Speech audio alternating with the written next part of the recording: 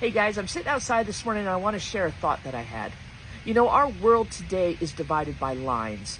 These lines of division include black versus white, Republican versus Democrat, rich versus poor, democracy versus I mean, you name them, they're all out there.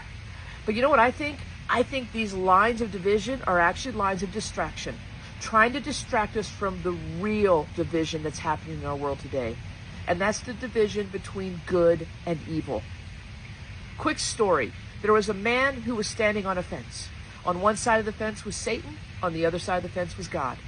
Satan looked to the man and said, hey, if you come to my side of the fence, I'll give you all the trappings of the world. Fame, fortune, notoriety, everything you could want. The man looked to the other side, to God, and God said, I can't promise you that. But what I can promise you is that if you come to my side of the fence, I can give you an eternity of joy and peace and love. And the man said, man, both sides of these fences sound pretty good. So what I'm going to do is I'm going to stay on this fence. And when I want to dip my toe in the world, I'll go over to the world. But when I want to be close to God, I'll go over to God's side. And then one day the man died. And he opened his eyes and he was surrounded by darkness and despair and violence and pain. And he looked to Satan. He goes, I don't understand. I stayed on the fence. I didn't come to your side. Satan looked at the man and he laughed. He said, dude, I'm the one who built that fence. You see, guys, we have to decide which side of that fence are you going to be on. Are you going to be on the side of Satan or the side of God? Are you going to be on the side of good or evil?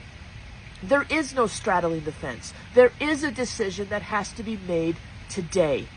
And if you want to be on God's side of the fence, there's only one way to get there, and that's through his son, Jesus Christ. We all know John 3:16, for God so loved the world that he gave his only begotten son, that whosoever shall believe in him will not die but have eternal life. And Jesus told us himself when he said, I am the way, the truth, and the light, and no one comes to the Father but through me. Guys, don't straddle the fence. Because if you straddle the fence, you are choosing the side of Satan. Because remember, he's the one who built the fence. He's the one that created this division between good and evil. And he's going to do everything he can to get you to come to his side of the fence, even if that means never leaving the fence at all. So take a moment today and determine, where do I want to stand? Do I want to stand on the side of good, or do I want to stand on the side of evil? Have a blessed day.